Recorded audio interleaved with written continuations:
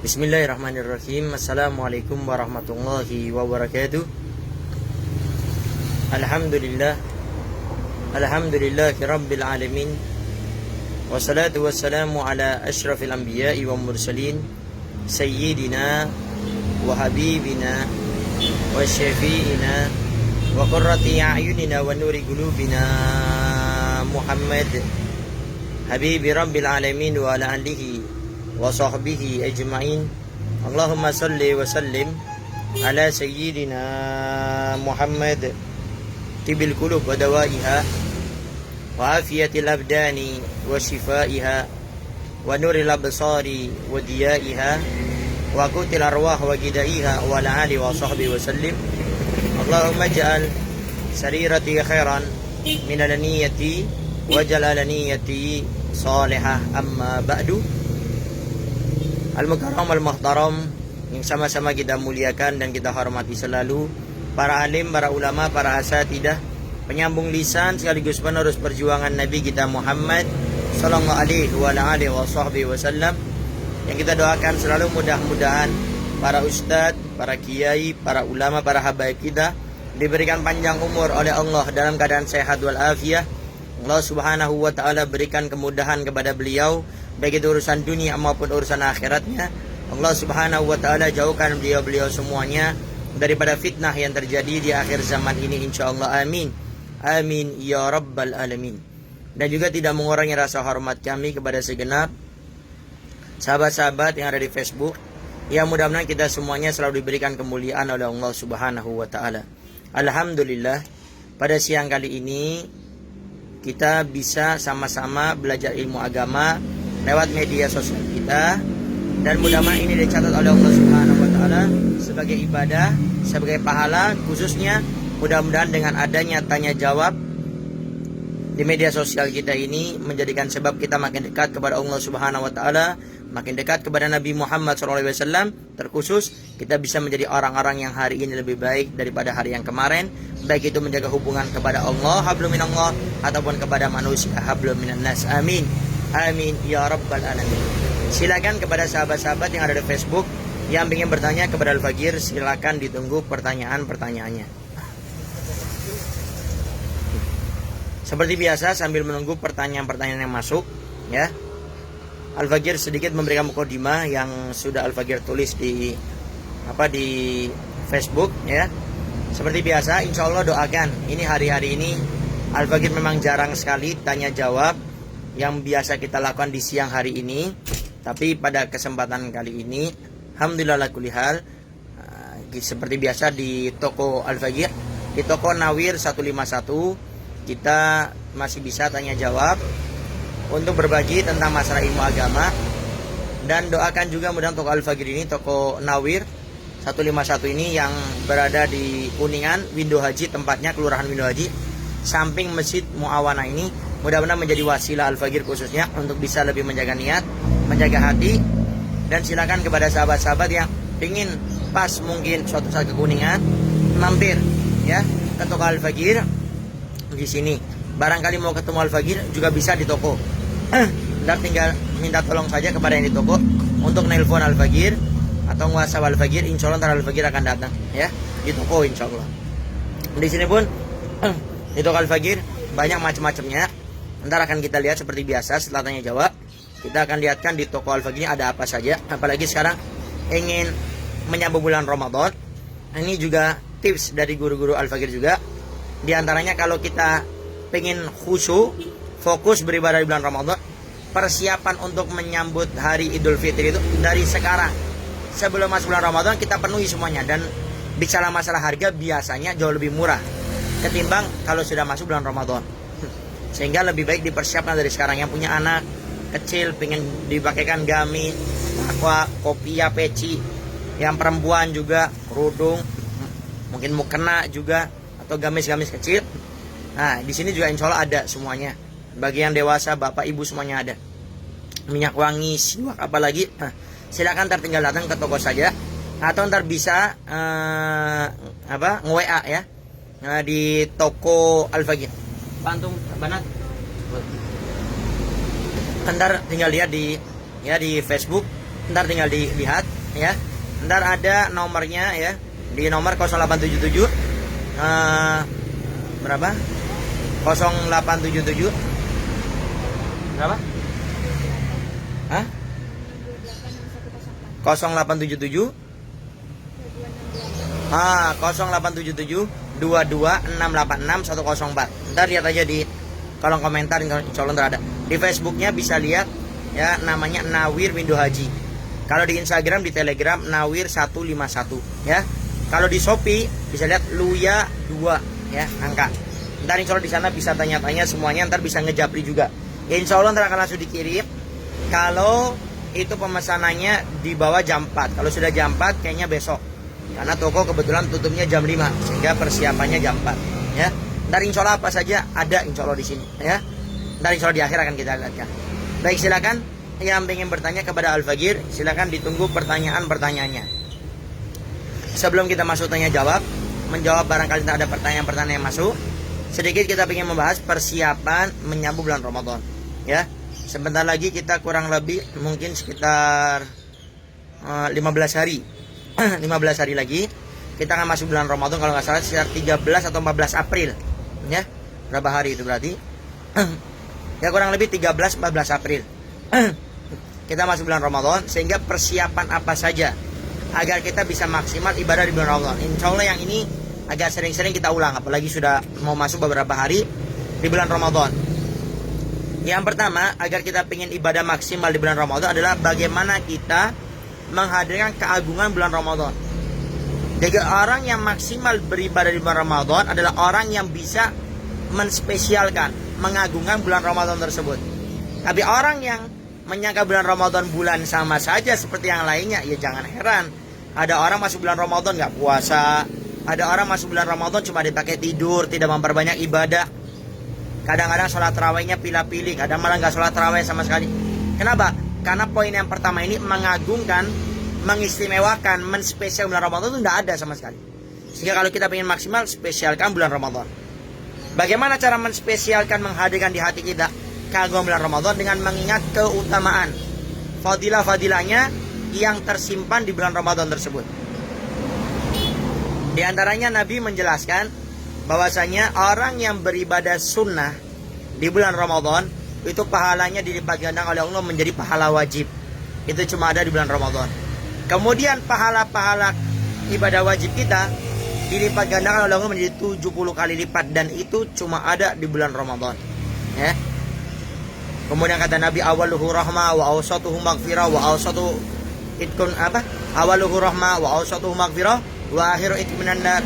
Bulan Ramadan di awalnya Allah berikan rahmat, di pertengahannya Allah berikan ampunan, di akhirnya Allah bebaskan mereka daripada api nerakanya Allah Subhanahu wa taala. Sehingga ini perkara-perkara yang luar biasa, tapi itu akan bisa didapat bagi orang yang menspesialkan yang namanya bulan Ramadan. Oleh karenanya mari dari saat ini hadirkan kemuliaan-kemuliaan bulan Ramadan dengan kita menjadi orang-orang yang berusaha ya untuk mengingat keutamaan-keutamaan. Sudah masih banyak, di antaranya seperti itu. Dan insya Allah ada sesi khusus ya, kita membahas tentang kespesialan, keistimewaan bulan Ramadan.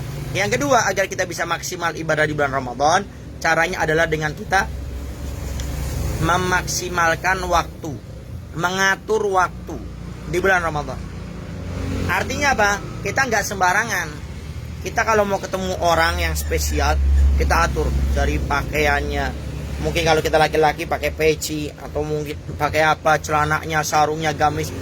Itu kita mau menyambut orang yang kita spesialkan. Di bulan Ramadan pun sama. Kalau kita pengen maksimal, atur dong kita punya waktu. Contoh yang sering terjadi, kita pengen menghatamkan di bulan Ramadan berapa kali? Pengen menghatamkan sekali paling tidak. Kita atur. Al-Quran itu, di dalam Al-Quran itu kurang lebih itu umumnya itu satu juz itu kurang lebih sekitar 18 lembar, 17-18. Kita pukul rata 20 saja. 20 lembar. Berarti kita bagi bagaimana saya bisa sehari 20 lembar. Dan paling gampangnya kita bagi dengan sholat 5 waktu. Berarti 20 bagi 5, 4 lembar. Subuh kita 4 lembar, duhur 4 lembar, asar 4 lembar, maghrib 4 lembar, 5, isya 4 lembar. 20, selesai 1 juz. Tapi kalau kita pingin lebih daripada 1 juz, mungkin kita bisa sisipkan atau kita tambahkan, tinggal diatur. Mungkin sebelum waktu habis sahur saya baca berapa sampai menjelang subuh. Kemudian sambil nunggu subuh di masjid musola setelah qobliyah berapa. Kemudian tadi waktu duha berapa. Kemudian sambil nunggu duhur, setelah salat duhur, diatur semuanya. Jadi dengan kita memaksimalkan waktu itu, kita bisa maksimal ibadah di bulan Ramadan, khususnya yang pengen menghatamkan Al-Quran, diatur dari sekarang. Ya, diatur dari sekarang. Jangan pas bulan Ramadannya susah, sulit biasanya. Nah, sehingga sekarang jauh-jauh, dan itu menjadi niat. Sehingga dengan niat yang baik Allah dorong itu sehingga akan terwujudkan. Ya, mengatur yang namanya waktu. Yang ketiga adalah tidak kalah pentingnya mengatur kesehatan. Ini kadang suka diremehkan, kesehatan ini penting. Orang kalau nggak sehat ngapain aja susah, sulit. Sehingga kalau kita pengen maksimal, yuk kita atur kesehatan kita. Dari segi apa? Satu, contoh ini, dari segi kita sahur. Ada sebagian orang tuh ngentengin masalah sahur. Nggak usah sahur lah, saya lebih milih tidur daripada sahur. Hati-hati. Memang sahur itu sunnah, bukan wajib. Tapi ingat kata Nabi, tasaharu fa inna fis sahar barokah. Bersahurlah kalian, karena dalam sahur itu ada keberkahan. Artinya kalau orang sahur di samping itu sunnah pahala, ada keberkahan. Potensi yang menguatkan kita untuk maksimal ibadah di bulan Ramadan. Sahur, tolong jangan diremehkan. Sahur kapan waktunya? Bebas. Ya, Anda bangun, tidur, contoh jam 2 sahur boleh, jam 3 boleh. Kapan batas akhir sahur itu? Batas akhir sahur itu adalah sebelum masuk waktu subuh. Sehingga kalau Anda bangun, kita bangun sudah imsak, tetap kita boleh untuk sahur. Karena imsak itu adalah warning, pengingat, penahan, hati-hati. Sebentar lagi masuk waktu subuh. Sehingga kalau pas kita makan, sudah ada imsak, kok kita masih tetap makan, adzan, maka tidak sah, kita punya puasa, batal. Tapi tetap kita disunahkan untuk menjaga, artinya menahan, tetap tidak makan minum. Nah, baik, itu sahur. Yang kedua di antara yang menjaga kesehatan itu apa? Adalah kalau buka puasa jangan seperti balas dendam. Gak makan dari subuh, duhur, asar, maghrib. Dari duhur, asar sampai menjelang maghrib, tahan terus. Sampai ada teman-teman biasanya yang ngejek, ngirim gambar es campur, es cendol, macam-macamnya. Nah waktu itu akhirnya kita pengen balas dendam. Awas ya. Akhirnya pas lagi buka puasa, takjilnya sudah kacang hijau. Kemudian apa lagi? Kolak. Kemudian apa lagi? Mutiara apa itu yang merah-merah tuh? Mutiara ya. Mutiara. Kemudian setelah itu ada lagi. Buka puasanya langsung, nggak pakai maghrib, buka dulu. Makannya daging, ikan, ayam, kambing, sapi, semuanya dimakan. Sholat maghrib, perut sakit. Akhirnya apa? Nggak bisa sholat isya tepat waktu, otomatis terawihnya juga ngaret. Akhirnya kadang juga ada orang yang nyender kekenyangan, akhirnya dia tidur, bangun-bangun jam 3, setengah 4, terawihnya enggak. Nah kadang-kadang itu juga menjadikan sakit, karena makan yang berlebihan tidak baik. Sehingga diatur ya. Paling enak kalau habis maghrib itu kita takjil saja, ya, sekiranya membatalkan makan korma, kemudian minum apa terserah. Yang dianjurkan yang manis-manis, korma, kemudian teh atau apa terserah. Jangan terlalu banyak. Apa efeknya? Satu, ibadahnya mudah. Kedua, kalau makan tuh enak, gitu loh. Ibadah mudah, mau maghrib enak, tarawih enak. Kemudian kalau makan tuh syahiyahnya itu muncul. Apa kesenangannya itu? Untuk makan tuh enak gitu loh. Ya. Itu atur ya. Buka puasanya. Itu salah satu menjaga kesehatan. Yang ketiga, bisa kita konsumsi madu suplemen, madu atau mungkin vitamin-vitamin ya. Itu dikonsumsi sehingga masuk bulan Ramadan tuh fit kita punya badan. Baik, kemudian yang keempat. Nah, ini yang paling penting. Kalau ingin maksimal ibadah di bulan Ramadan adalah bagaimana caranya kita menghadirkan di dalam diri kita, ini mungkin Ramadan saya yang terakhir. Ini mungkin Ramadan saya yang terakhir. Sehingga kalau orang bisa menghadirkan ini, dia akan maksimal. Kenapa? Besok saya belum tentu ketemu bulan Ramadan. Ini nomor 4-nya dikatakan paling menjadikan kita makin maksimal ibadah bulan Ramadan adalah bagaimana kita menghadirkan ini mungkin Ramadan saya yang terakhir. Insya Allah dia akan maksimal ibadahnya ya di bulan Ramadan. Bahkan dia tidak akan menjadi orang yang sebagian orang itu pilih-pilih kalau beribadah maksimal di bulan Ramadan. Ada orang yang ibadah maksimal itu mengejar cuma di 10 ganjil yang terakhir, 21, 23, 24, 25, 27, 29. Bukan artinya tidak baik, baik. ibadah gak ada yang gak baik. Cuma kadang kalau kita cuma ibadah cuma di 10 ganjil terakhir, itu yang kurang baik. Alasannya Beb katanya Lailatul Qadar itu berada di 10 ganjil yang terakhir. Memang beberapa keterangan menjelaskan seperti itu. Tapi kalau kita mau jujur lihat daripada segi yang lainnya, itu cuma belum pasti dan gak ada yang memastikan. Ada yang mengatakan 21, bahkan di dalamnya itu juga ada perbedaan 21, 23, 25, 27, 29. Bahkan ada yang mengatakan awal malam bulan Ramadan. Ada yang mengatakan malam 19, macam-macam. Sehingga kita merujuk, ini kayaknya yang kita jadikan pedoman. Kalam ucapan daripada Habib Ali Al-Habsyi, pengarang Maulid Simtudurrah. Beliau berkata bahwasanya orang yang mendapatkan Lailatul Qadar adalah orang yang bisa beribadah maksimal di bulan Ramadan. Yang bisa maksimal ibadah di bulan Ramadan. Yang menjadikan setiap malam bulan Ramadan adalah malam Lailatul Qadar. Bukan pilih-pilih malamnya, ya. Baik, ntar insya Allah itu keterangan itu akan kita bahas lebih lanjut. Karena dari insya Allah kita di bulan Ramadan, kita juga ada kajian-kajian online. Doakan, coba. Habis subuh kita ada kajian, waktu duha kita ada kajian, sore kita ada kajian, yang malamnya ntar fleksibel.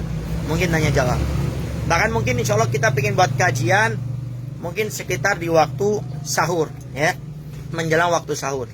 Sekitar jam 4, ya. Jam 4 atau mungkin jam 4 kurang seperempat. Kita ada tanya jawab santai, ya. Jadi sambil selesai sahur makan-makan, sambil kita tanya jawab santai, ya. Baik. Kemudian yang kelima adalah cara agar kita bisa maksimal ibadah di bulan Ramadan adalah bagaimana kita berusaha berdoa, minta kepada Allah. Tadi usaha dohir kita semuanya. Nah sekarang yang terakhir kelima, kita minta sama Allah, ya Allah berikan kami kemudahan untuk ibadah di bulan Ramadan. Dari sekarang minta sama Allah. Jangan mintanya pas di bulan Ramadan. Sekarang kita minta kepada Allah agar bisa maksimal ibadah di bulan Ramadan, ya. Kemudian ntar kita akan jelaskan dikit-dikit yang dianjurkan bulan Ramadan, insyaallah pada kesempatan yang selanjutnya. Nah khususnya, ngomong Al-Fakir ingat, kalau bisa perbanyak di bulan Ramadan itu membaca doa Allahumma inna nas'aluka ridhaka wal jannata wa na'udzubika minan nar. Allahumma innaka afuwun karim tuhibbul afwa fa'fu anna. Itu doa yang sangat dianjurkan dibaca di bulan Ramadan. Bahkan sebagian ulama mengatakan itu salah satu wasilah doa agar kita mendapatkan Lailatul Qadar, ya. Membaca doa tersebut, ya. Kalau tidak salah Sayyidah Aisyah pernah bertanya kepada Nabi, ya Rasulullah, zikir apa yang paling afdal yang kami baca di bulan Ramadan? Nabi menyebutkan zikir yang tadi, Allahumma inna nas'aluka ridhakal jannata wa na'udzubika minan nar. Allahumma innaka afuwun karim tuhibbul afwa fa'fu anna ya karim. Nah, ya. Baik, itu saja. Silakan yang ingin bertanya kepada Al-Fakir, ditunggu pertanyaan-pertanyaannya. Kita menyapa yang sudah bergabung. Yang sudah bergabung baik itu yang komen atau yang tidak komen, Al-Fakir ucapkan jazakumullah khairan jazaa.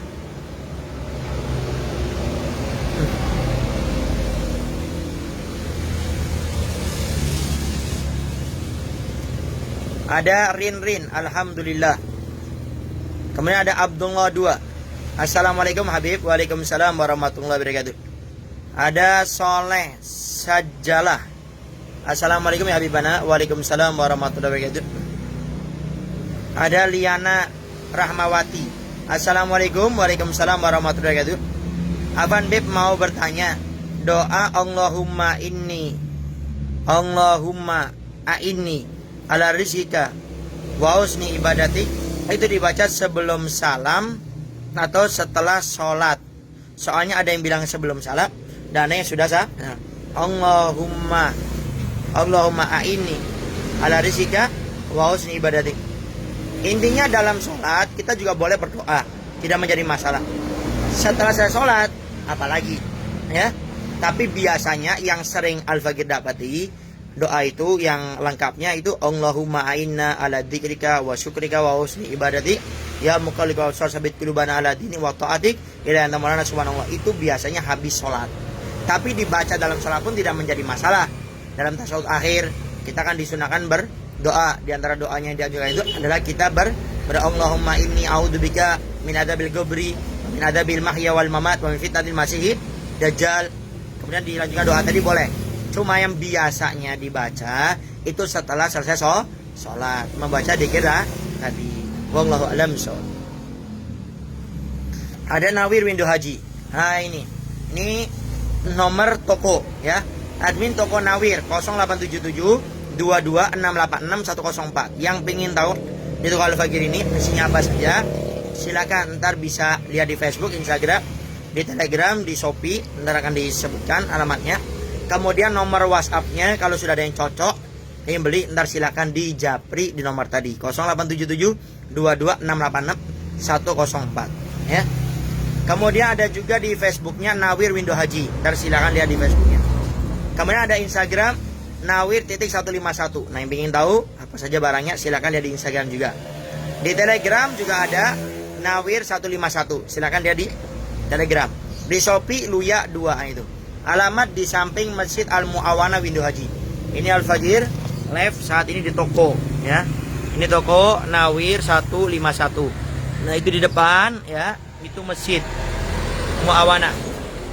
Ya. Jadi kita berada di sampingnya ya. Pokoknya dari Masjid Muawana dekat. Tinggal tanya-tanya saja. Halo, pengen ketemu Al-Fakir. Nah, barangkali entah ke rumah bingung atau pas ke toko ya, pas ke toko tinggal minta yang admin di toko, tinggal telepon Al-Fakir. Habib, ada yang pengen ketemu ngobrol. Ini orangnya lagi di toko, lagi belanja, lagi beli-beli. Ntar insya Allah Al-Fakir tidak ada udur di rumah, Al-Fakir nyamper ke sini insya Allah.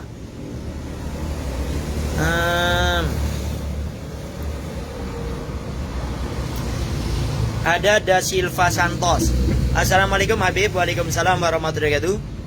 Afan izin bertanya, kemarin saya nyuruh teman saya untuk benerin kipas saya, lalu dia beli rokok pakai uang saya. Panjang ya. Pakai uang saya, harganya 17.000. Lalu kembaliannya 33.000. Yang 3.000 mau saya kasihkan. Ini 3.000 upah benerin kipas. 20.000, tapi dianya bilang besok aja. Lalu besoknya ketemu sih, tapi belum aku kasihin. Dianya juga nggak nanya apakah apakah saya berdosa, Beb. Tapi dia juga masih punya utang ke saya 50.000. Sudah lama belum dibayar-bayar. Mohon jawabannya, Beb. Syukron. Intinya kalau kita mau ngasih orang ya kasih, gak usah pakai embel-embel. Dia benerin kipas kita ya. Kemudian dia memang tidak menargetkan. Contoh, ada kan kalau benerin kipas harga sekian ya kan. Nah, kita wajib bayar.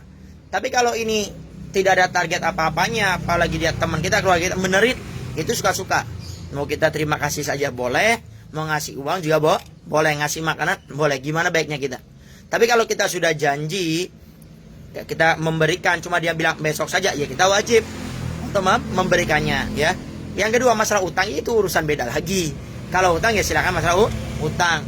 Tapi contoh, orang punya utang sama kita 50.000, dia punya jasa benerin kipasannya 20.000. Kita bilang gini, saya bayarnya pakai utang aja ya, dikurangin. Kalau dia bilang iya, tinggal dikurangin. Kalau bilang oh tidak, saya pakai uang saja, yang saya lagi butuh, itu masalah beda lagi. Wallahu a'lam. Nah, mau bertanya, Beb, kalau di surga nanti kita sama bidadari, istri kita gimana? Baik, memang dikatakan yang Al-Fakir pernah dengar, setiap laki-laki yang soleh yang masuk surganya Allah Subhanahu Wa Taala, dia akan diberikan 70 bidadari, ya, 70 bidadari. Ada yang bertanya, nah ini masalah ilmu ya, Beb, kalau 70 bidadari kita bagaimana? Kekuatan kita laki-laki kan terbatas. Waktu itu dikatakan kita diberikan 100 kekuatan laki-laki, jadi tidak ada masalah. Nah, kemudian bagaimana istri kita? Di akhirat, di surganya Allah apalagi, tidak ada istilah iri-irian. Tidak ada. Kalau irian itu di dunia, ya, iri-irian. Tapi kalau di akhirat tidak ada iri-irian. Sehingga ntar otomatis itu sendiri mengalir, ya. Kayak orang poligami, mungkin ada yang iri-irian, itu di dunia. Di akhirat tidak seperti itu. Jadi jangan bayangkan surga sama seperti dunia, beda. Pokoknya itu mengalir, ya, tidak ada iri-irian. Kemudian yang perlu difahami, istri kita itu lebih cantik daripada bidadari. Itu yang dipahami. Istri kita lebih cantik daripada bidadari. Oh masa iya, Beb, istri saya kok jelek, peot kayak gini, apalagi udah tua. Waktu entar di surga, semua laki-laki perempuan usianya seperti usia Nabi Isa waktu diangkat oleh Allah, masih dikejar-kejar waktu itu dengan pengikutnya. Usianya kurang lebih 33 tahun. Kenapa 33? Dikatakan itu masa-masa orang itu badannya fit, stamina, akalnya semuanya, ya, di usia ke 33 tahun. Jadi ya, istri kita lebih cantik. Artinya Pak, sama bidadari ya tidak begitu. Oh, istri kita lebih cantik kok. Nama Wallahu a'lam bishawab. Ada yang nanya, Beb mau dong baju gamisnya, kepengen beli tapi nggak ada duit. Banyak baca doa, ya. Kemudian niatkan untuk kebaikan. Insya Allah ntar rezekinya ada dari mana-mana. Ini untuk semuanya. Dan bagi dapat amalan juga. Kalau kita pengen sesuatu, belum punya uang nih, pengen sesuatu, tapi uang nggak punya, perbanyak baca sholawat dengan barang tersebut. Ya Allah, saya baca sholawat, mudah-mudahan saya bisa beli barang itu. Perbanyak sholawat. Ntar insya Allah dikatakan lebih dimudahkan oleh Allah Subhanahu wa Ta'ala. Wallahu a'lam bishawab. Ada Ahmad Sanusi. Assalamualaikum Habib. Waalaikumsalam warahmatullahi wabarakatuh. Puasa Ramadan tahun ini tanpa seorang ibu. Anak yang telah berpulang ke rahmatullah. Gimana Beb caranya supaya tidak sedih lagi? Tiap selesai sholat, anak berdoa, tapi tak terasa air mata pun jatuh. Alihkan. Saya juga, ibu saya, ayah saya, umi abi saya, abah sudah meninggal dunia. Saya waktu awal-awal, saya nggak mau dengerin qosidah lagu tentang ibu. Nggak mau, pasti air mata netes. Bahkan saya marahin. Saya waktu itu masih di Al-Bahjah. Saya sudah Saya sudah selesai di Dalwa. Saya ingat terus, tapi selalu saya alihkan kepada yang lain, sehingga akhirnya saya tidak begitu. Dan cara yang harus kita tekankan, ibu kita, ayah kita yang sudah meninggal dunia, orang lain tidak butuh tangisan kita. Doa, nangis wajar, yang berkelanjutan, yang tidak wajar, yang dilarang dalam agama. Tapi doakan ayah kita, ibu kita, tidak butuh tangisan kita. Doa, bacaan zikir, Quran, sodako yang diniatkan untuk orang tua kita, itu yang dibutuhkan. Pikirkan ke sana, lebih semangat kita untuk beribadah daripada nangis. Dan nangis suatu yang wajar. Berlebihan itu yang tidak wajar. Wallahu a'lam bishawab. Kalau ingat orang tua, baca Fatihah. Ada Syarifatul Anam Al-Khuduri. Assalamualaikum ya Habibana. Waalaikumsalam warahmatullahi wabarakatuh. Ada Iwan Rahdiana. Assalamualaikum Habib. Waalaikumsalam warahmatullahi wabarakatuh. Ada Syarifatul Anam Al-Akhduri. Mau nanya ya Habib, apa amalan yang paling afdol baik buat istri hamil ya Habib? Ya Al-Fakir tahu, istri hamil itu baca ya Hasid, buka kitab Fawaidul Mukhtara yang dikarang, yang dikumpulkan oleh Guru Al-Fakir Habib Ali bin Abu Habib Hasan Baharun, ya, pendiri Pondok Pesantren Darul Dakwah Abu Hasan. Habib Ali yang megang Pondok Dalwa cabang untuk yang anak-anak kecil. Itu di sana bagi penambaca dikatakan siapa ibu hamil yang dia setiap habis sholat fardu membaca doa ini, dzikir ini, dengan cara tangan kanannya diusapkan, dibaca ini sebanyak 7 kali.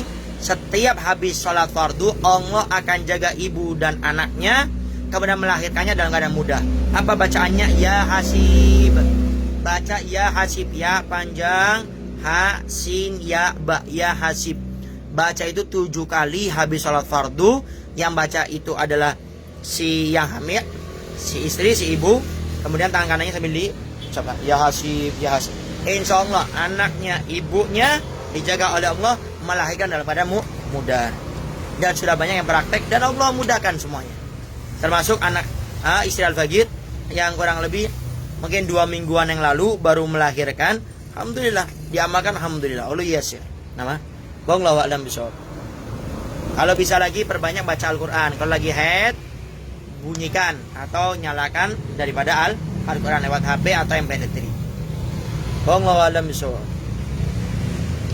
Ada Iwa Kartiwa. Assalamualaikum warahmatullahi wabarakatuh. Waalaikumsalam warahmatullahi wabarakatuh. Sehat selalu ya Habibana, amin ya rabbal alamin, dan antum semuanya insyaallah. Sumedang hadir, masya Allah ya Sumedang ya.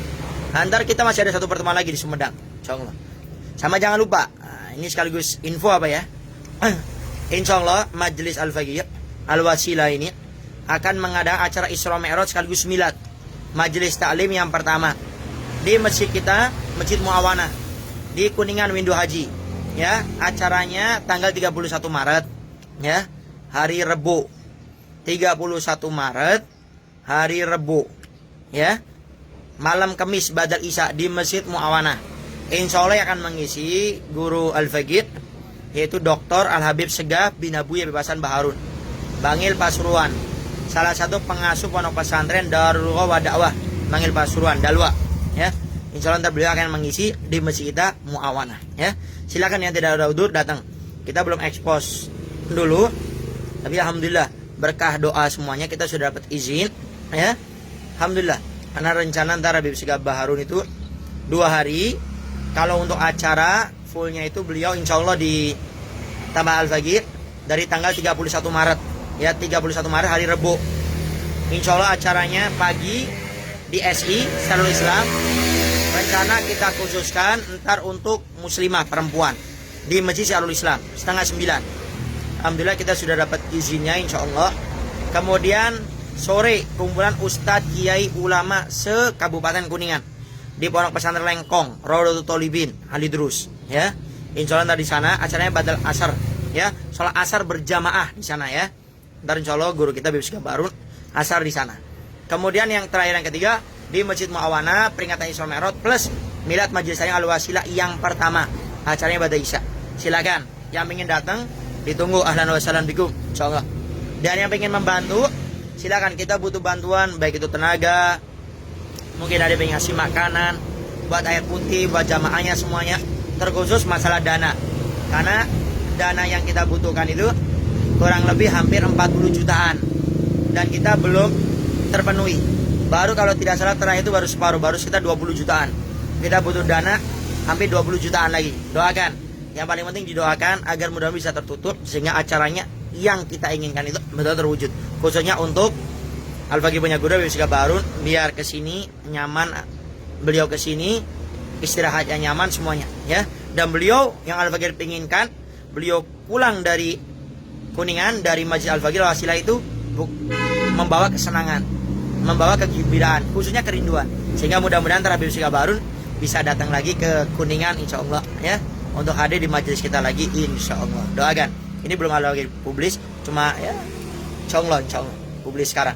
Karena ini memang kita jaga izin-izinnya dulu, dan insya Allah izin-izinnya semuanya sudah dapat. Ntar mungkin besok atau lusa ntar akan kita share di Facebook dan Instagram, di Telegram, dan juga di grup WhatsApp Al-Faqih insya Allah. Doakan ya insya Allah agar khususnya masalah dana terpenuhi semuanya insya Allah. Ada Siti Maryam, Assalamualaikum Habib. Waalaikumsalam warahmatullahi wabarakatuh. Doa kunut kalau nggak hafal adakah bisa diganti dia dengan doa yang mudah? Doa yang mudah, ya. Baik. Kunut itu artinya doa, ya. Jadi kita itu kalau nggak hafal doa kunut, doa apa saja boleh. Rabbana atina fid dunya hasanah wa fil akhirati hasanah wa qina adzabannar. Itu juga boleh. Pokoknya doa, ya. Yang penting pakai bahasa Arab. Kalau nggak bisa Rabbana atina saja, boleh. Tapi yang panjang itu Allahumma hadina fiman hadait wa afina fiman afait sampai akhir, itu lengkapnya yang disunahkan itu. Kalau nggak bisa apa saja, ya, paling gampang baca Rabbana atina fid dunya sampai akhir. Wallahu a'lam bishawab. Ada Mas Samaha, alhamdulillah. Ada Ahmad Bustomi revisi. Assalamualaikum Habib. Waalaikumsalam warahmatullahi wabarakatuh. Ada Syarifatul Anam Al-Akhdari. Afwan ya Habib, mau tanya apa amalan yang paling afdol? Nah ini sudah tadi, ya. Mau bertanya Habib, kalau di surga nanti kita ambil. Oh ini sudah tadi. Ada Rick Yorbay.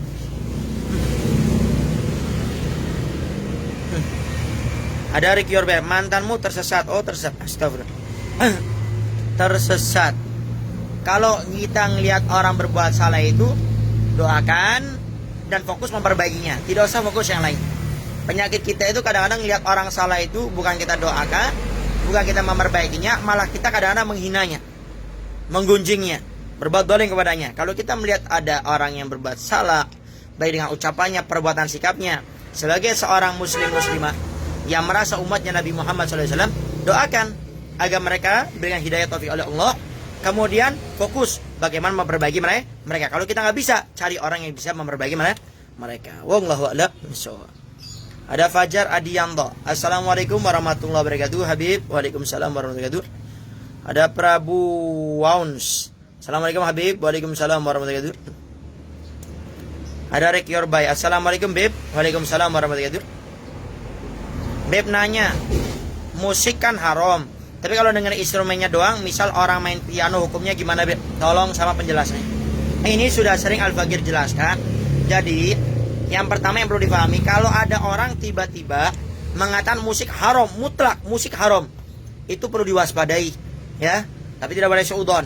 Jangan-jangan orang ini berbeda akidah dengan kita. Coba lihat bagaimana mereka berbicara masalah maulid, ziarah kubur, tawasul, tahlil, talqin, mengirim doa kepada orang yang sudah meninggal dunia. Kalau mereka katakan bid'ah, sesat, neraka, hati-hati, itu orang beda akidah dengan kita.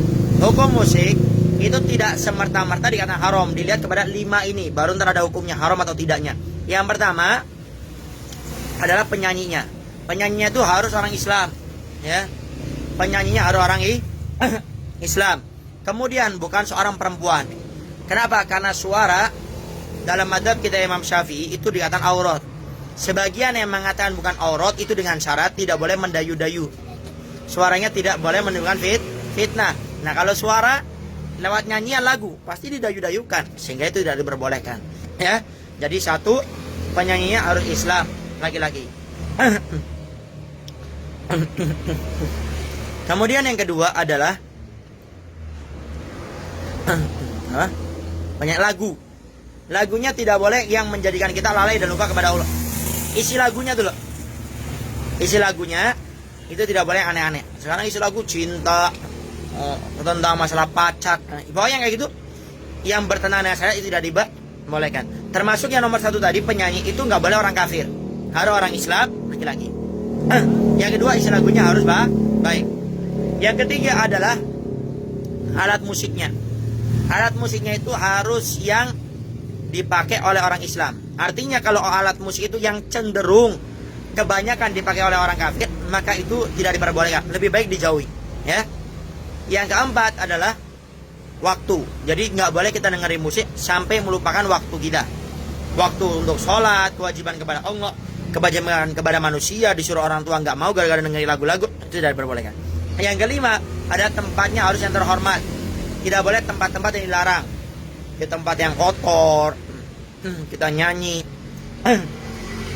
atau di tempat ibadahnya orang kafir, kita main hadroh, maulid dan gosidan di tempat ibadahnya orang kafir, maka tidak diperbolehkan. Dilihat pada 5 syarat tadi, baru dihukumi boleh atau tidaknya. Wallahu a'lam bishawab. Ada Tommy Indah. Assalamualaikum Habib. Waalaikumsalam warahmatullahi wabarakatuh. Bolehkah swab antigen pas waktu puasa? Memasukkan sesuatu swab itu, kalau swab itu antigen itu yang apa? Yang mulut ya kalau nggak salah ya, yang mulut. Nah, kalau itu tidak ada yang masuk tidak menjadi masalah. Ya cuma uap saja kan nggak ada yang masuk, maka itu tidak menjadi masalah.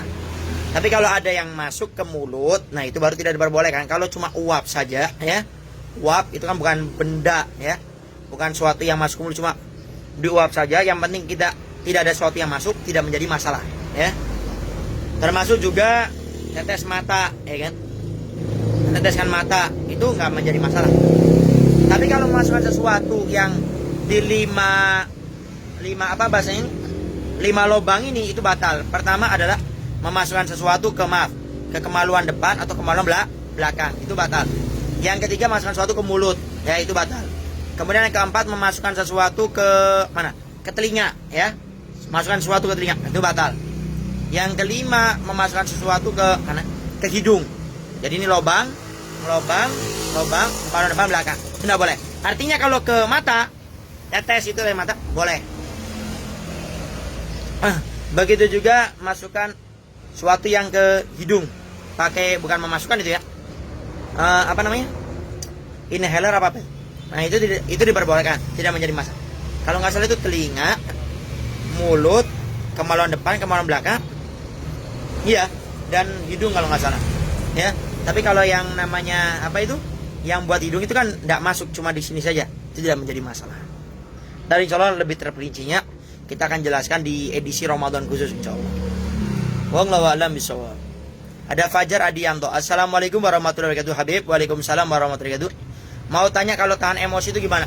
Yang pertama, cara menahan emosi itu adalah jangan kita ini fokus dengan permasalahan kita. Jadi kita mau marah sama orang ini, jangan fokus sama orangnya, jangan fokus sama permasalahan, alihkan, ya. Jadi kalau kita pengen cara menahan emosi itu memang berat. Makanya Allah firman dalam Al-Quran itu wal kadhimin al ghaidha, orang yang menahan amarahnya. Ya. Cara menahan amarah yang pertama kali adalah kita jangan fokus sama orangnya, sama permasalahannya. Jangan. Lalu bagaimana? Alihkan kepada yang lain. Dialihkan. Sudah Beb, dialihkan cuma masih tetap marah, berzikir. Ya. Beranya zikir, ya Allah, astagfirullah. Masih tetap ada, maka berwudu, karena amar dari syaitan akan menjadi hancur dengan wudu, dengan air wudu. Sudah Beb, masih berwudu, tetap masih marah, sholat yang keempat, ya, melaksanakan sholat masih tetap marah Beb, maka yang terakhir solusinya jangan ada di situ. Kita pergi daripada ntar di situ akhirnya terluapkan, kita punya amarah, malah itu yang dilarang, ya, dengan cara-cara tadi, ya.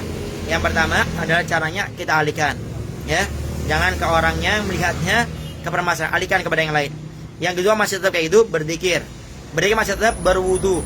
Wudu masih tetap sholat. Kalau sholat masih tetap kita keluar. Jangan ada di situ, khususnya kalau masalah problem suami istri. Jangan maksakan diri. Istri marah atau suami marah, jangan ada di situ, khususnya para suami. Lebih baik Anda keluar dimarahin apa-apa daripada enggak sengaja keluar kalimat cerai. Mau sengaja enggak sengaja, kalau cerai itu jatuh. Nama wallahu a'lam bishawab. Ada Syarifatul Anam Akhdari, jazakumullah khair ya habibana. Sama-sama doakan selalu ya. Ada Fajar Adianto. Assalamualaikum warahmatullahi wabarakatuh Habib. Waalaikumsalam warahmatullahi wabarakatuh. Mau tanya, kalau tahan puasa dari godaan dari orang lain. Kalau tahan puasa dari godaan ya dari orang lain. Yang pertama itu cara menahan dari godaan orang lain. Yang pertama, jangan sering duduk sama mereka. Jangan duduk sama mereka, karena duduknya kita dengan orang yang tidak baik itu akan kecipratan kejelekannya. Kata Nabi, kalau engkau duduk dengan penjual minyak wangi akan kecipratan baunya. Tapi kalau engkau duduk dengan penjual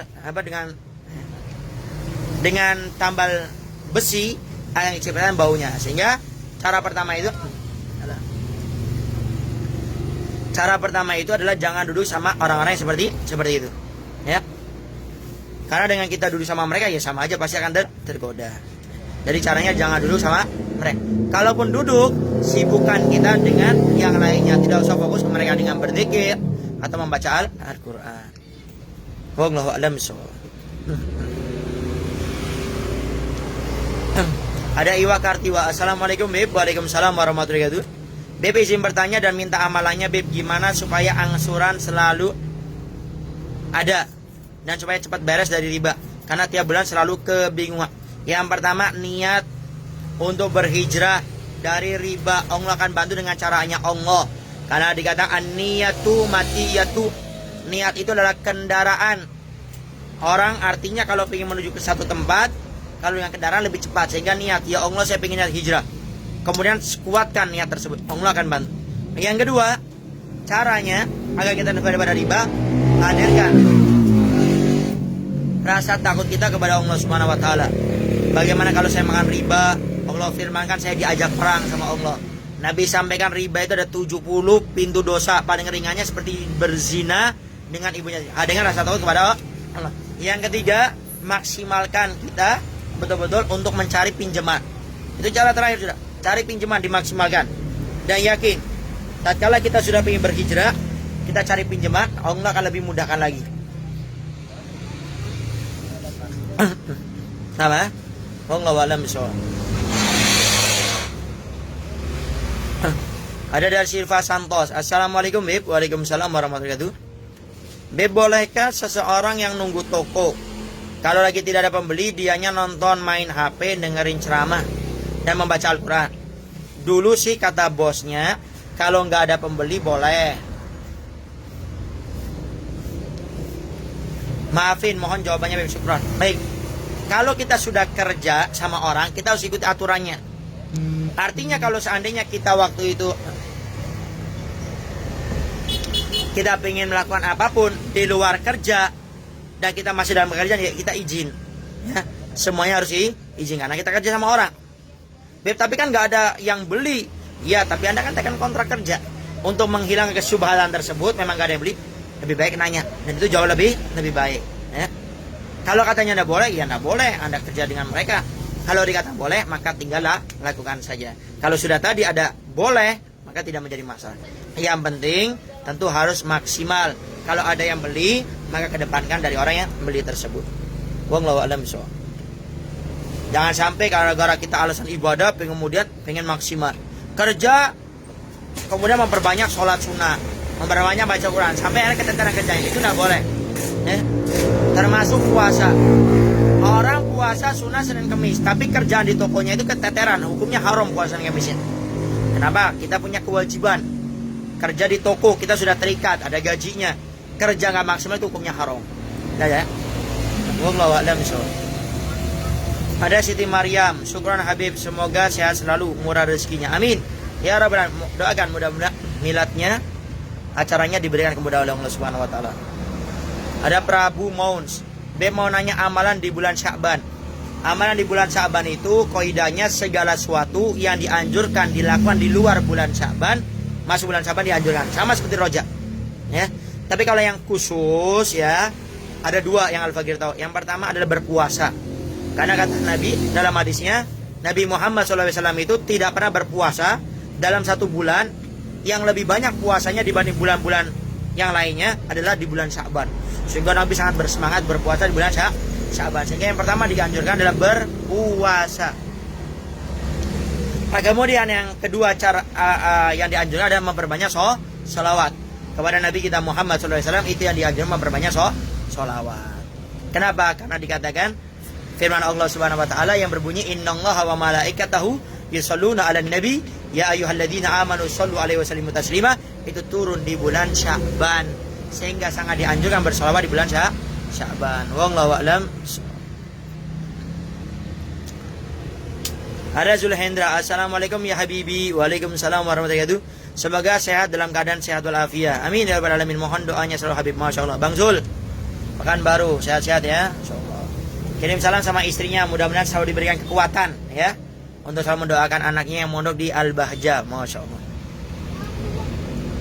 Ada Da Silva Santos.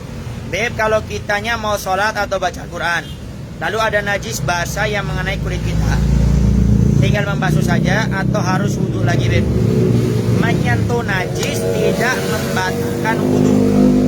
Menyentuh najis tidak membatalkan wudhu. Cukup dihilangkan saja daripada najisnya kalau ada bentuknya, kemudian disucikan. Karena yang membatalkan wudhu cuma ada 4. Pertama, keluarnya sesuatu dari kemaluan depan atau kemaluan belakang. Apapun, bukan cuma kencing atau buang air besar, apapun. Kita kencing, air nggak keluar 1.000, tapi uang 100.000 keluar, batal. Buang air besar nggak keluar kotoran sama sekali, tapi keluar panci contohnya, batal. Ya, wudunya. Yang kedua, hilangnya akal, ya, dengan ayan, dengan gila, dan juga dengan tidur. Kecuali tidurnya seorang yang netep, pantatnya ini duburnya itu netep, ya. Kenapa? Karena kalau duburnya netep itu kemungkinan besar dia itu tidak mudah buang buang angin, sehingga itu jadi ilah alasannya. Kemudian yang ketiga adalah tidak menyentuh laki-laki perempuan dengan mahramnya, ya. Tidak bersentuhan kulit dengan kulit laki-laki perempuan dengan mahramnya. Jadi kalau tidak bersentuhan kulit dengan kulit dengan penghalang, tidak batal. Yang terakhir adalah, yang keempat adalah menyentuh kemaluan dengan batinul kaf. Batinul kaf itu ini. Jadi kalau dengan ini tidak mata bagian depan ini tidak ya, jadi intinya tidak usah wudu lah lagi. Wallahu a'lam bishawab. Baik, sebelum kita melanjutkan lagi, kita lihat barang-barang di toko dulu ya. Atau kita jawab terlebih dahulu ya. Kita jawab terlebih dahulu sebentar. Ada kuku malu. Assalamualaikum warahmatullahi wabarakatuh, Beb. Waalaikumsalam warahmatullahi wabarakatuh. Mohon tanya, saat kita panen, bolehkah memberi lebihan pada yang kita memanen dengan niatan zakat? Yang aslinya memang dalam setiap satu kintal kita bisa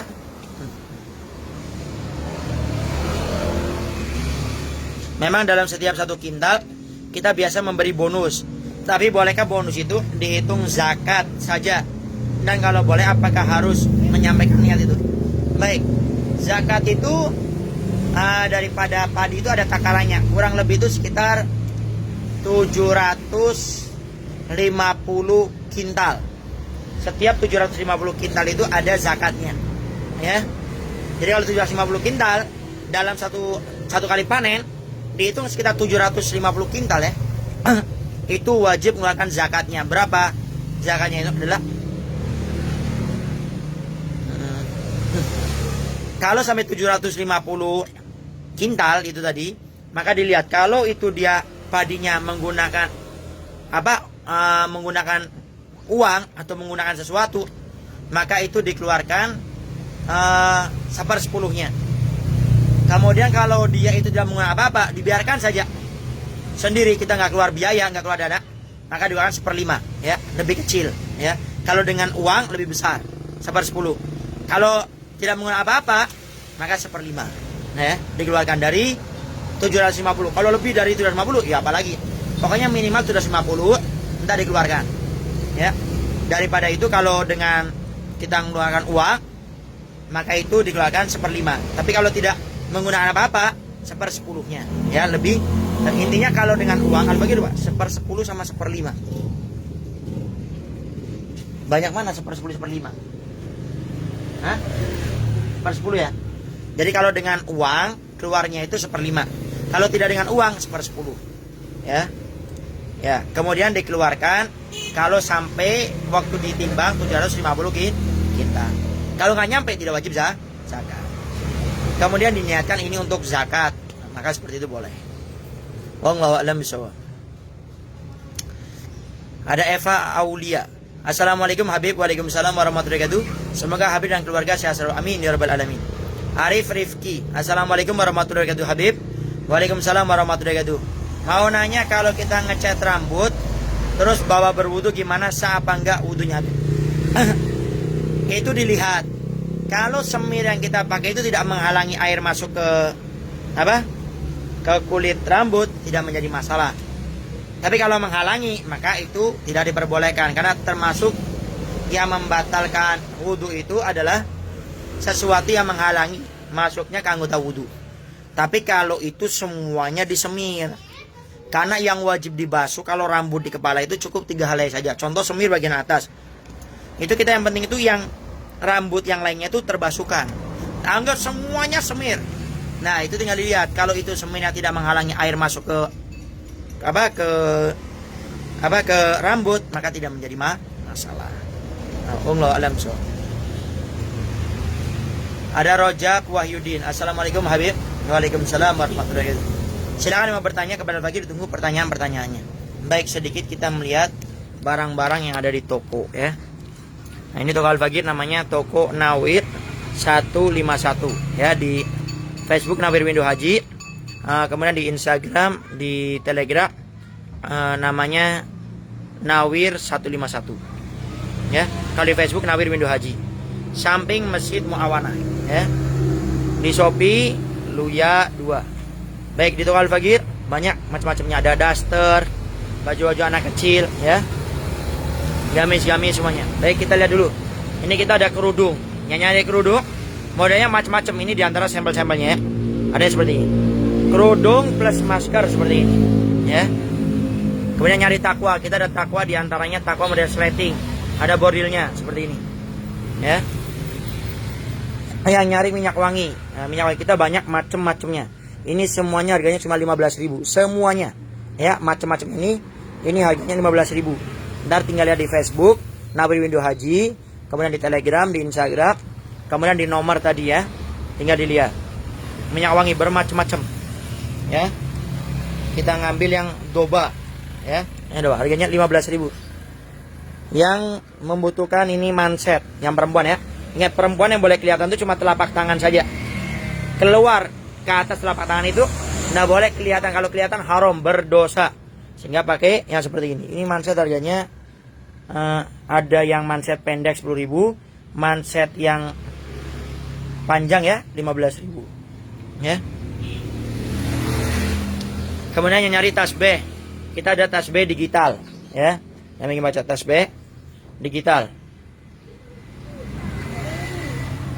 ya, harganya 8.000. Tasbih digital 8.000. Yang ingin tasbih KOK, kita ada macam-macamnya ya. Ada warna hitam dan seperti ini modelnya. Ini yang jumlahnya 33 ya. Macam-macam ya. Jumlahnya 33, harganya cuma 50.000. Ya, yang jumlahnya 33. Kemudian yang panjang kita ada ya, seperti ini. Mana nih yang panjang? Enggak ada banget. Tas B, kau kayak yang panjang. Yang 1000 habis lah. Oh ada ini ada. Ini kita ada. Ini yang jumlahnya 100 ya. Yang panjang. Kita ada yang seperti ini. Kemudian ada yang bentuknya bulat ya. Lambang bulan sabit, ini harganya 85.000. Ya. Ini tas B KUK. Kemudian cari gelang. Nah, gelang KUK ada yang seperti ini. Harganya kalau gelang berapa? 25 ya. Kayak gini 25 macam-macamnya. Ini 25.000 ya. Yang seperti ini 25. Yang seperti ini 25 ya. Macam-macam ya. Seperti ini ada, ini ada yang seperti ini juga. Ini 25.000 ya. Kemudian kita ada cincin KUK yang apa? Ada mutiaranya kayak gini 3. Yang ada matanya sama yang tidak ada matanya atau yang satu mata itu harganya 10.000 ya. 10.000. Kemudian yang matanya besar ini, mata besar. Kemudian yang banyak ini, mata-matanya yang seperti ini juga. Itu harganya berapa? 20.000 ya. Jadi yang kayak gini, ini harganya 20.000. Yang seperti ini harganya 10.000. Baik. Kemudian kita ada juga siwak. Nah, ini. Siwak ya, ada yang pakai tempat, yang suka problem hilang siwaknya karena nggak ada tempat. Ini kita ada tempatnya, harganya 12.000 ya. 12.000. Kemudian ada siwak, barangkali ada yang suka agak besar ya. Kita ada yang seperti ini harganya 7.500. Kemudian yang suka agak kecilan. Nah, ini yang lebih enak kayaknya. Ya, ini harganya 7.000 ya. Sama kayak yang biasa Al-Bagir pakai. Nah, seperti ini. 7.000. Baik. Kemudian kita juga ada kopiah buat anak kecil. Pengen membiasakan anaknya biar seneng hadir majelis taklim, sholat. Nah, ini macam-macam, ini sampel aja ya. Ada yang seperti ini warna putih 15.000. Yang warna juga ada 15.000. Untuk yang dewasa ini sampel-sampelnya. Ada yang seperti ini namanya kopiah Son'a. Cuma ini bukan yang asli. Ya, ini yang premium ya. Harganya apa?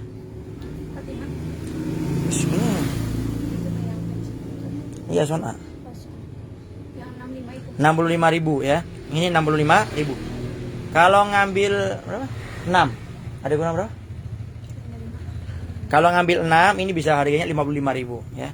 Ini Son'a juga yang premium, ini 65.000. Kalau ngambil 6 kurangi 10.000 jadi 55. Ada juga model kopiah Habib Syekh seperti ini yang di bawah, yang putih, yang warna harganya berapa? Harganya 25.000 ya. Kopiah banyak macam-macamnya, Anda lihat. Ada yang kopiah bludru seperti ini. Ya, ini berapa harganya? 20.000. Kemudian ada juga kopiah yang seperti ini. Ya. Nah, berapa harganya mana? Ini 30.000 yang seperti itu. Kemudian kopiah Malaysia. Coba lihat sambelnya. Oh, ada di depan.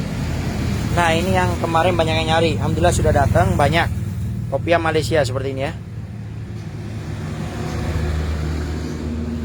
Kopiah Malaysia seperti ini. Berapa banget kopiah Malaysia? Ini 35.000 aja, ya.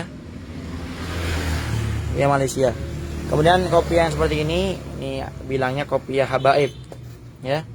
Ini harganya 30.000, ya. Kemudian yang cari kopiah Pakistan. Nah, kita ada kopiah Pakistan, ya. Seperti ini. Ya. Harganya 40.000, ya. Kemudian kita juga ada sarung-sarung. Kita lebih condong jualnya sarung One Dimor. Ada yang modelnya Bali dan Balimon. Kita yang Bali berapa ya? Lah, Bali bukan 80.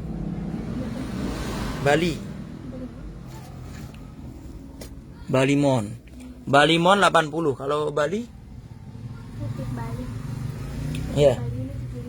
75. Nah, kalau yang Bali 75, kalau yang Balimon 85. Kemudian kita ada yang viskos batik.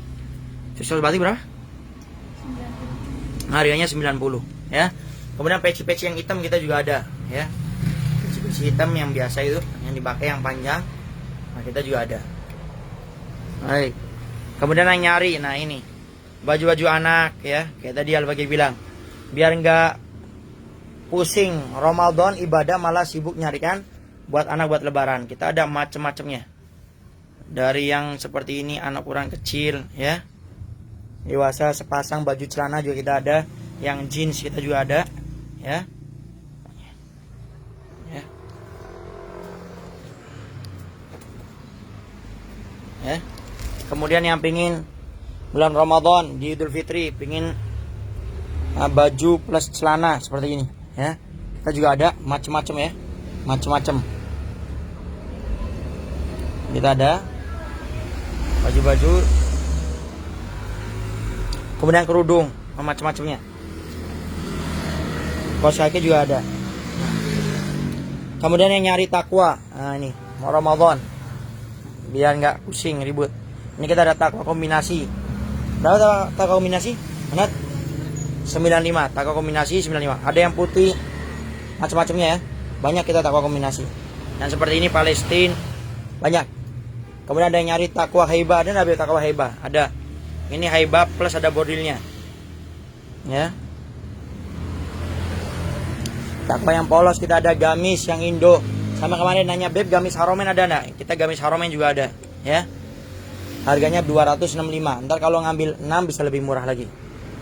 Celana apa semuanya ya, kita ada. Yang nyari gamis perempuan macam-macamnya kita ada. Insya Allah harganya jauh lebih terjangkau.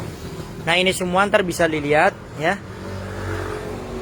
Tadi barang-barangnya tinggal ntar dilihat saja di Facebook. Kita ada Nawir Window Haji. Kemudian kita juga ada di mana? Di Instagram, di Telegram Nawir 151. Kemudian di Shopee ada Luya 2. Di nomornya tadi bisa lihat di 087722686104. Ntar tinggal lihat di atas tadi.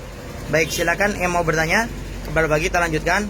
Barangkali tidak ada lagi, kita cukupkan sampai di sini. Ada Rojab Wahyudin, Assalamualaikum Habib. Waalaikumsalam warahmatullahi wabarakatuh. Ada Zaki Supian, yang saya belum kebaca Beb. Zaki Supian. Nah, ini kayaknya kambuh lagi nih di Facebook. Oh ini, astagfirullah. Oh iya nih di atas belum. Zaki Sofia, Assalamualaikum Habib. Waalaikumsalam warahmatullahi wabarakatuh. Maaf Habib, di tempat kerja saya di pabrik diadakan masjid buat Jumatan. Sedangkan semua jamaahnya bukan asli orang sana. Tanggapannya gimana Habib? Memang dalam dikatakan tuh harus ada 40 orang yang tinggal di situ. Yang dikatakan adalah orang mukim. Nah kalau bukan mukim maka tidak sah. Cuma ada pendapat yang mengatakan tetap boleh dengan kondisi seperti itu. Paling tidak ada 4 orang ya, 4 orang yang tinggal di tempat tersebut untuk sholat di sana. Jadi minimal harus ada 4 orang. Kalau tidak maka tidak sah sholatnya ya.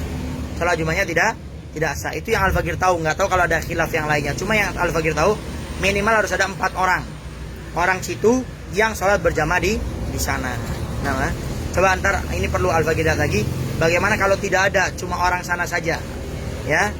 Ntar yang sholat Al-Fakir. Pokoknya kalau ingin lebih aman harus ada 4 orang. Yang 4 orang tersebut adalah orang asli penduduk yang di sana. Jadi ntar diundang 4 orang paling tidak. Wallahu a'lam bishawab. Baik, mungkin itu saja ya. Tanya jawab kita pada saat ini. Insya Allah ntar kalau sore kita ada undur, kita akan live di Instagram, insya Allah di Instagram ya.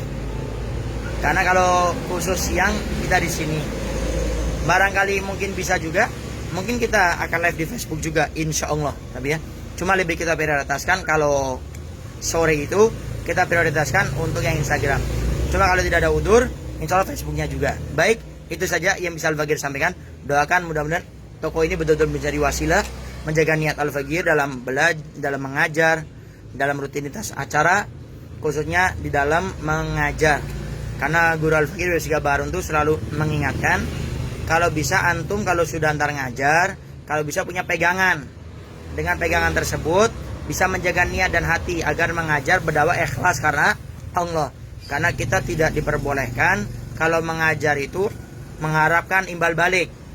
Artinya tidak ikhlas dalam mengajar. Ini yang dikhawatirkan menjadi dampak akhirnya yang kita ajarkan itu tidak masuk ke hati mereka. Kenapa? Karena kita mengajar niatnya mencari dunia, bukan niat mencari Allah Subhanahu wa taala. Adapun kalau orang mengasih kita terima, tapi kitanya tidak boleh ya, dilarang. Saya niat ke sana biar dapat bayaran, biar dapat. Kemudian kalau nggak dikasih kecewa. Nah, ini yang dikatakan ilmu yang tidak bermanfaat. Artinya orangnya itu akhirnya tidak bisa akhirnya mengamalkan atas apa yang kita sampaikan. Makanya doakan benar toko ini menjadi wasilah agar niat dan hati selalu dijaga oleh Allah Subhanahu wa taala. Itu saja yang bisa Al-Fakir sampaikan. Jangan lupa 4:30 sore insya Allah di Instagram.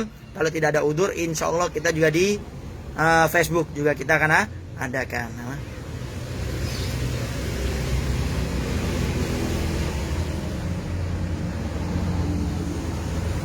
Baik, itu saja yang bisa Al-Fakir sampaikan. Kurang lebihnya Al-Fakir minta maaf dan mohon doanya selalu. Ini ada pertanyaan terakhir ya. Ada Noah, panjang ya.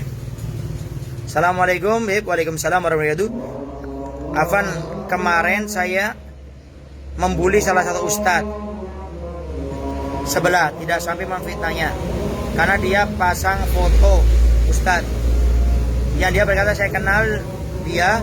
Dulu saya lihatnya orang yang bersemangat tapi tidak terarah langkahnya atau kurang bimbingan dari orang dekatnya. Bukan sekali dua kali kami bertatap muka, namun nasihat demi nasihat tidak didengar olehnya. Saya pun bukan sekali dua kali menasihatinya dari telepon, namun berkali-kali tetapi tidak didengar. Ala kulli hal, semoga cobaan dapat meringankan untuk di akhirat nanti. Dan semoga ia mendapatkan maaf dari seluruh para asatid yang pernah ia cela ataupun ia fitnah. Pelajaran untuk kita semua adalah bolehkah kita bersemangat namun harus dibawa bimbingan para ulama sesuai Al-Quran dan Sunnah. Semangat buta seringkali menghilang Allah. Semoga Allah mengampuni kita semuanya. Apa ustaz tersebut memang sedang berada di atas kebenaran atau malah sedang gibah saudara muslim yang sudah meninggal? Dan apakah saya harus minta maaf dan menghapus komen-komen saya agar tidak jadi masalah saat di akhirat? Mohon jawabannya besok. Pertama, ingat hadis Nabi, udkuru mahasina mautakum. Sebutkan sesuatu yang baik dari mayit orang yang meninggal dunia sehingga haram hukumnya. Kalau kita membuka orang, walaupun benar adanya, tetap tidak diperbolehkan. Orang kalau sudah meninggal itu selesai. Mau ambil pelajaran, gak usah disebarkan aib. Setiap manusia punya salah. Anda pun mungkin kita semua ini punya salah. Cuma aib kita masih ditutup saja oleh Allah. Kalau aib kita dibuka semuanya oleh Allah, gak bakal berani kita keluar rumah. Makanya jangan pandang orang dengan kesalahannya. Coba kalau Allah adil, Anda punya kesalahan, kita punya kesalahan, dibuka oleh Allah Subhanahu wa taala. Bagaimana? Makanya waktu seorang ulama itu dipuji, kemudian dia disanjungkan, diikuti jamaahnya, ulama tersebut mengatakan, demi Allah, kalau kalian tahu aibku, maka kalian tidak akan mengikutinya. Kalau tidak salah ini sahabat Abdullah bin Mas'ud. Waktu banyak orang mengikuti beliau, kemudian beliau mengatakan, demi Allah, kalau aib saya dibuka oleh Allah, kalian semua tidak akan ada yang mau mengikuti saya. Kata para ulama, orang itu memuji kita bukan karena kebaikan kita, tapi karena Allah dengan kasih sayang masih menutup aib kita semuanya. Sehingga orang punya kesalahan itu manusiawi. Bagaimana kita fokus mengingatkannya, mencari solusi, bukan setelah meninggal apalagi kita ungkit. Akhlak apa yang kita pakai ini? Nabi kita Muhammad SAW dia tidak pernah mengungkit kesalahan orang, tidak. Sehingga kita tidak boleh seperti itu. Apalagi kata Nabi, kalau orang meninggal dunia sebutkan kebaikannya. Orang punya salah sudah, mudah-mudahan semua dosanya diampuni Allah. Kalau orang meninggal dunia itu doakan yang baik. Kemudian sebutkan kebaikan-kebaikannya. Orang masih hidup dihina, dimaki, diolok, setelah meninggal seperti itu juga. Lihat Nabi waktu Abu Jahal meninggal, dihina, diolok, digunjing. Enggak. Utbah dihina, diolok, enggak. Kan ambil pelajaran silakan, tapi tidak usah menyebutkan nama apalagi di media sosial. Apa manfaatnya? Hati-hati. Kata para ulama, siapa orang menjelekkan orang lain, maka sebelum dia meninggal dunia Allah akan jelekkan dia sebagaimana dia menjelekkan orang lain. Nah, kemudian kalau kita pernah komen dengan orang lebih baik dihapus, ya, tidak usah. Tinggal kita doakan saja agar orang yang berbicara seperti itu menghina orang lain, mudah-mudahan diampuni dosanya oleh Allah, diberikan taufik hidayah oleh Allah Subhanahu wa taala. Atau kita komen yang simpel saja. Lebih baik tidak usah membicarakan orang lain. Kita fokus dengan apa yang Allah telah wajibkan kepada kita dan menjauhi segala sesuatu yang dilarang oleh Allah Subhanahu wa taala. Wallahu a'lam bishawab. Baik, itu saja ya. Ada pertanyaan lagi. Ini kalau bisa terakhir ya. Kita sudah selesai ini. Ada Al-Fatunisa.